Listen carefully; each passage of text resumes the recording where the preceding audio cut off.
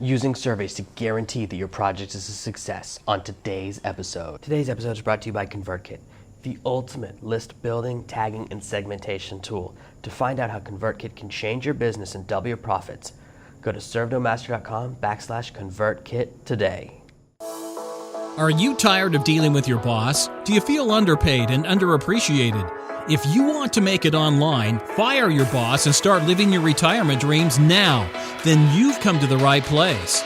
Welcome to SNM057 Podcast, where you'll learn how to open new revenue streams and make money while you sleep.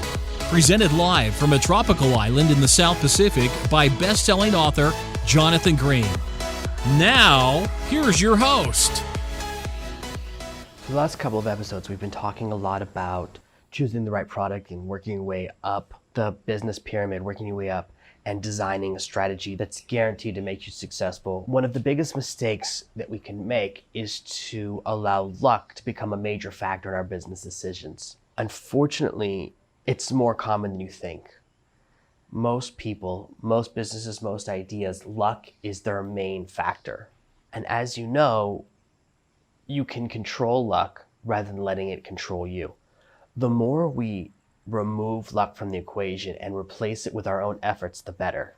The perfect example of this is something I experienced when I was living in England in my late 20s.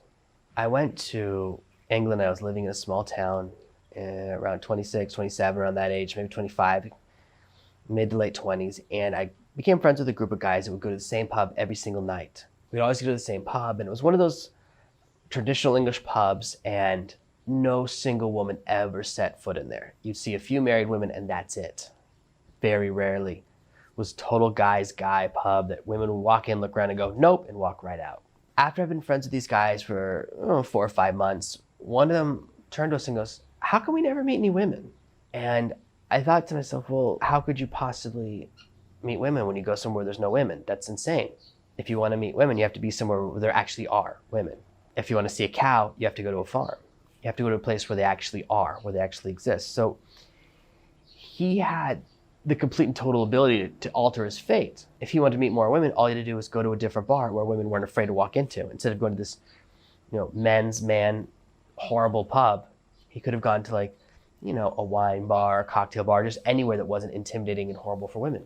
He thought it was luck when his friend, who went to a different bar all the time, had a new girlfriend. He goes, wow, you're so lucky, you always meet the best girls. People who don't understand systems blame luck. And I want to teach you the systems for designing your business today and remove luck from that equation. And we're going to use surveys to do it. I say over and over again, find out what people want and give it to them. And the easiest way to find out what people want is to survey them.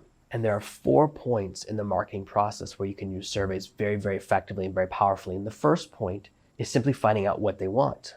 Send out to your list or to your followers. If you have 1,000 people, that's amazing. Even 100 people, you can get some pretty good data if they'll fill out the survey. Now, you're asking people to take a lot of action, so you do have to provide a reward at the end of it. One of the mistakes that a lot of businesses make is to use a financial reward or a financial incentive. You want to give away an Amazon gift card or an iTunes gift card or something like that. Unfortunately, you're going to get the wrong people filling out your survey. You don't want your survey to be filled out by people that just like free stuff and like money. That's everyone. What you really want is data from potential customers. Now, if you don't have a list, that's okay. We can also buy the data. There are several ways to do it. You can pay someone in your market to mail their email list. That's one choice. Number 2, you can run ads. You can run Facebook ads to a survey where you give away something that the list would be interested in. You can even give away a copy of a competitor's product that you bought. You buy someone else's book on Amazon and you give it away as your free gift to their audience to get survey data. There are different ways to get enough people to fill out data as long as you're willing to put in the effort. So we know we can get those people. What we really want to do is design the actual survey, and that's to find out what they want. And we want to ask them a series of questions, find out a little bit about them, and there are certain points in the survey we want to leave open-ended. We don't just want multiple choice because oftentimes we'll get the wrong answers. And what we're going to use this data for is designing our sales process later down the line. We want to ask questions like, what's holding you back right now? What's your biggest limitation? Why aren't you where you want to be? We want to find out really those 3 stages of the sales process. Where are you right now? Where do you wish you were? What's keeping you between those 2 points? Why aren't you where you want to be? And how would you feel when you get there? Those are the 4 questions we really want to delve into. And the more we can get people to do long form answers, the better. If you're in the weight loss niche, you want to find out what's holding you back from losing weight. Why are you stuck where you are? We want to find out, where are you right now? How much weight do you want to lose? What do you want to look like when you finish, when you lost that weight? How you feel when you've lost that weight? The language we can get from people will tell us a lot of information. Maybe you send an email to your followers and you have 1,000 people you found, and you run an ad or you get them to fill out your survey, however you do, and you discover that they don't want another diet. What they want is an exercise program. Well, that would change the direction you go in. And in fact, the exact language they use when they say, oh, I want to melt the fat, you go, oh, I can use melt the fat the next time I write a sales letter. I can use it in my messaging. I can use it in my blog posts, because they give you the language they want. The more you use the language people are familiar with, when someone describes their problem, you can use their same language when you describe your solution. That's a powerful way to begin your process by surveying people. If you don't do this process, you're starting out your business on luck. We've talked before about research. When I'm designing Amazon products, I look and extensively research categories, keywords, competition, the 3 C's. If you imagine that keyword starts with a C, 3, because they all start with that sound. I look at what people are doing. I look at buying behavior. But if I don't have that data, if I'm in a direct response market and I can't do that type of research, that's okay. I can instead do this type of research where I ask people directly. You can post questions on Facebook, do a sponsored post, and just keep running traffic until you get the answers you need, until you get enough answers that the outliers kind of space out. The problem with only getting 10 or 15 answers to your survey is that you won't know who the exceptions are. I saw this amazing comic book that said they surveyed 10 women, and all 10 women said the number one thing they look for in a man is a large nose. And they took this survey and put it on the cover of every women's magazines and go, nothing's more important for a man than a big nose. They ignored the fact that they only had a survey for 10 men. And the comic gets very funny. It talks about how it completely altered dating relationships and everyone couldn't figure out what was wrong. And men kept trying to get bigger noses and bigger noses. And it all boils down to a bad piece of data. If you have a small sample set, your research and your information won't be good enough. That's why you want at least 100 answers. And if you can get 1,000, that's even better. This is one of the few areas where it's worth it to invest in running ads and spending money. If you have to spend $100 or a couple $100 to get the right data, it's worth it in the long run so you don't spend months or years on a project that no one wants. The second time you can use surveys is when people come to your website, when people come into your process. Let's say you have a product, a fitness product that helps people to lose weight. You can run them through a series of questions before you show them your sales video, before you send them a sales page. Say, what's your biggest problem? And you use the 4 most common answers from your old survey and say, I'm too fat, I hate my stomach, I hate my thighs, or I want to be stronger. And then based on their answers, you show them a different version of your sales message. Which part of your business do you want to build the most right now? That will help you connect your message to your audience. Now you can have slightly different versions of the same sales page, but each version connects with a different piece of your audience. So you can use a survey as part of your sales process. This will increase your conversions, increase your sales, and increase the satisfaction of your customers. And again, once they buy your product, they're all getting the same product. You're just focusing on a different benefit of each product. One of my biggest products is teaching people how to launch books on Amazon. Some people want to do it to make money. Some people want to do it to be famous. Some people want to resurrect an old dead book. We all have different reasons we want to do the same thing. So your message changes in which reason you focus on. So you can talk about how you solve their problem, even though your product, of course, solves multiple problems and helps them in multiple ways. The third point where you can use a survey and connect with your audience is asking them why they didn't buy something. This is very important in your email sequences to discover what went wrong, what was missing. Was the price too high? Was the product not compelling? Does it not solve their problem? Do they not have this problem? Are you emailing the wrong people? Are you running the ad to the wrong people? If you send a bunch of people to a product, whether it's an email list or you're running ads, all the people who didn't buy, you can then send them to a secondary thing and say, I noticed you didn't buy. I want to know what was missing. I don't want to waste your time. So tell me why you weren't happy with this message. Tell me why you didn't buy it. Maybe they couldn't afford it. There's nothing you can do about that. Maybe they didn't buy it because they wanted the video to be read by a man instead of a woman, or a woman instead of a man. They didn't like that it was a video. They'd rather have a long form letter they could read. It focused on the wrong problem. Whatever those things are, you get more information. The more data you have, the easier it is to make the right decision. So perhaps you have a sales letter converting at 3%. You can use this data, make some modifications, or add a secondary sales letter and make it up to 5%. That's a huge difference, nearly doubling how much money you make every single day by doing a little bit of research.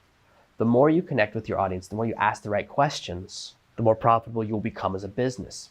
Most businesses out there ask a single question. They have this system to determine how good their services are. And they say on a scale of 1 to 10, how likely are you to recommend our service to another company? And there are some new companies out there that are trying to compete with this data, but companies pay massive amounts of money for the company that wrote this question. And you've probably seen it. I see it all the time now that I'm aware of it. And they just ask you this one question. It seems so silly. And even that, they can only get like 5 or 10% of people to even click an answer, but they only consider a 9 or 10 good. Anything below that means they need to work on their process. That's how they measure their success. So they survey you with a single question. You can do the same thing with your audience. What was missing? What was wrong? The fourth time to use surveys is in your email sequences. And this is something that I cover in great detail in the email blueprint. It's something more advanced, but it's very valuable. When you create a bunch of sequences, we have different types of product. For example, I have blueprints teaching you how to start your blog, how to launch a podcast, how to get into email marketing and write successful email campaigns, how to become an affiliate and find the right products to promote and make money promoting other people's products, even if you don't have any other infrastructure, even if it's your first day online. And I have products on how to launch your first book on Amazon. So there's 5 different things, it's 5 different blueprints you could go to. If I simply said, hey, which are you most interested in? If you have no interest in starting a podcast, me emailing you about podcasts would be a complete and total waste of both of our time. You'd be like, why does he keep emailing about podcasts? I don't care about podcasts. I have no interest in that. If I simply ask you, hey, what do you want to hear about next? What are you interested in? Here's the 4 topics I could write about next. Which most interests you? And in fact, inside of my Blueprint members area, I have a survey that says, which blueprints do you want me to release next? Which are you most interested in learning about next? So that I give people what they want. The more you give people what they want, the happier they're going to be to work with you, the happier they're going to be to spend their money with you. The biggest mistake you can make in marketing is to think that it's a one-way street. I have a message, I'll shout it out to the world, and the people that want it will hear it and respond to it. That mindset, that mentality, that one-way street mentality is old. It's the reason traditional businesses are failing. The reason record companies failed because they did not adapt to the internet 20 years ago. Instead of trying to adapt to the transition from CDs to digital music and MP3s, record companies began suing their own customers and accusing them of stealing music. It's the companies that realized a different approach is necessary. The companies like Spotify said, you can have anything you want for $10 a month. They changed the mindset and turned it into a subscription model that's very, very successful, that achieved something great. They paid attention to what the audience wanted. That's why Spotify is so successful and record companies spend a long time struggling. Traditional book publishers, many of them are shutting their doors, they're consolidating. There are far few traditional book publishers, and right now they're going through a phase where they're really struggling. Now they have a great deal of connection with traditional media, which is why you'll notice the same books over and over again appear in newspapers. If you look at New York newspapers, they're always talking about books by the same publishers. The problem is, newspapers don't know what they're doing either. Most newspapers and magazines are going out of business. Whether it's happening slowly or fast, it's for a couple of reasons. And the number one reason is they don't connect with their audience. Something like 12% of Americans trust the media. If your job is to be a reporter and no one trusts you, you're doing something wrong. And the reason no one trusts them is because they don't care what the audience wants. They come in with an agenda. They go, these are the stories I want to tell, and I want to push them. And oftentimes it turns out that there are financial or political incentives behind the decisions that people make for the articles they put in their magazines and newspapers. Every few weeks we hear another story about a massive article that wasn't fact-checked, or where someone paid them to write something, or they changed it because a politician told them what to do. There's almost no objectivity in the media anymore. This is why traditional media is really struggling, and they don't understand the connection because they don't say, oh, maybe our audience wants us to be honest. They don't ask their audience what they want. They just say what they want. It's why there's such a disconnect when really wealthy reporters who have big TV shows try to talk to regular people who are struggling to make it. They don't know what it's like. They don't know what it's like to be a regular person, and they don't ask them, so their message doesn't reach them. This is why many mediums struggle. They don't survey the audience. They don't connect with their audience and find out what they want. You can step into that gap by finding out what people want and giving it to them. The more you communicate with your audience, people are often surprised that I offer any coaching at all because I do so well from my own books and other parts of my business and other projects I work on with partners and stuff outside the servenomaster sphere, why do I do this at all? Why do I answer emails myself? Why do I offer any level of coaching? It takes so much time. And the amount I charge versus how much time I give, the ratio is crazy. I need that data. The best survey data, better than anything else, is actually talking to people and getting asked those follow-up questions and finding out where they get stuck. I recently was working on a PDF showing people how to put a form into their Kindles for one of my products. And I sent it to one of my coaching clients, and it turned out there was a step missing. I was taking all screenshots and making it's a really, really good PDF, but I missed one little step, and he was like, I can't figure out what to do. I'm stuck right here. And I realized, oh my gosh, I made a mistake. And I wouldn't have figured that out if I wasn't talking to someone live while they were working on it. Connecting to your audience, ask them questions, following up with them, talking to the people who follow you. This is how you find out what people want. Now, we all have our dream project, the things we want to be working on the most. But if it's not what your audience wants, you're not going to make enough money to support yourself, to support your family. Surveys do not have to be expensive. You don't have to spend a bunch of money on expensive survey and quiz software. There are free solutions, and they all work just fine. I've been using free survey software for as long as I've been doing this stuff. There are some very expensive paid survey softwares out there, and they're a total waste. They're so expensive because right now surveys and quizzes have become very popular. They charge you hundreds of dollars a month, or they charge you per every person who fills out the quiz.